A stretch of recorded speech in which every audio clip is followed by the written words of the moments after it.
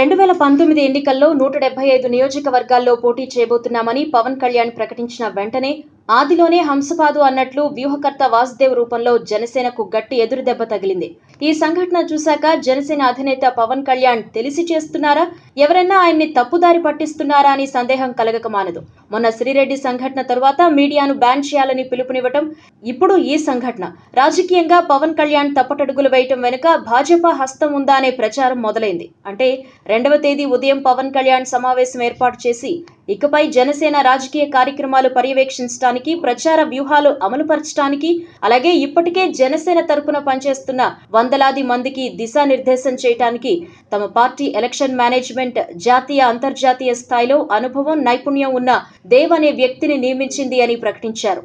ఇంత సంక్లిష్టమైన బాధ్యతలు పవన్ కళ్యాణ్ ఒకరిని నమ్మి అప్పగించారు అంటే ఆ వ్యక్తి నిజంగా ఎన్నికల వ్యవహారాల్లో, ప్రచారాల్లో ఎంతో చేయి తిరిగిన వాడై ఉంటాడని పవన్ అభిమానులు, జనసేన కార్యకర్తలే కాక మీడియా, ప్రజలు కూడా భావించారు. తన పరిచయం జరిగాక మాట్లాడిన దేవ్ అనే వ్యక్తి కూడా తాను జాతీయ, అంతర్జాతీయ స్థాయిలో రాజకీయ పార్టీలతో పనిచేస్తానని, ఇతర దేశాల్లో కూడా పనిచేసినట్లు చెప్పారు. వైఎస్ఆర్ కాంగ్రెస్ పార్టీకి ఎన్నికల వ్యూహకర్తగా కొన్ని కోట్ల రూపాయల ఫీజుతో వైఎస్ జగన్ అపాయింట్ చేసిన ప్రశాంత్ కిషోర్ స్థాయి వ్యక్తి ఈ దేవ్ అయి ఉంటారు అనే అభిప్రాయం కలిగేలా తనకి తెలుగు సరిగ్గా రాదని, తనది అసలు ఈ రాష్ట్రమే కాదన్నట్లుగా ఇంగ్లీష్లో ప్రసంగించారు.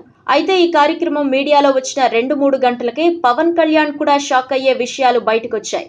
ఈ దేవ్ అనే వ్యక్తి ఎవరు అని కొంతమంది ఔత్సాహికులు ఇంటర్నెట్లో శోధించి తెలుసుకున్న సంచలనాత్మక విషయాలు సామాజిక మీడియాలో వెలువడ్డాయి. వీటిని నిర్ధారించుకుని ఎలక్ట్రానిక్ మీడియా కూడా ప్రచారం చేసింది. అవేంటంటే, ఈ దేవ్ అనే వ్యక్తి అసలు పేరు వాసుదేవ్ అని, ఇతను హైదరాబాద్ చింతలబస్తీ ప్రాంతం వారు అని, మొన్నటి వరకు భారతీయ జనతా పార్టీలో స్థానిక నాయకుడిగా క్రియాశీలకంగా పనిచేశారని, వాసుదేవ్ భాజపా తరపున టీవీ డిబేట్లలో పాల్గొన్న ఫోటోలు, వీడియోలు, అలాగే భాజపా పబ్లిక్ మీటింగ్స్ లో పాల్గొన్న వీడియోలు, ఆ పార్టీ నాయకుడిగా తన పేరుతో ఉన్న బ్యానర్లు, ఫ్లెక్సీలు సోషల్ మీడియాలో వైరల్ అయ్యాయి. వీటిని ప్రముఖ ఛానల్స్ కూడా ప్రచారం చేశాయి. దీంతో జనసేన కార్యకర్తలు తీవ్రమైన షాక్ కు గురయ్యారు. ఈ సంఘటనతో రాజకీయాల్లో పెద్ద అనుభవం లేని పవన్ కళ్యాణ్ ను దగ్గర వారే తప్పుదో పట్టిస్తున్నారా, లేక భాజపా పవన్ ను తన టీం ద్వారా పూర్తి గ్రిప్ లో పెట్టుకోవడానికి ట్రై చేస్తుందా అనే ప్రశ్నలు లేవనెత్తుతున్నాయి.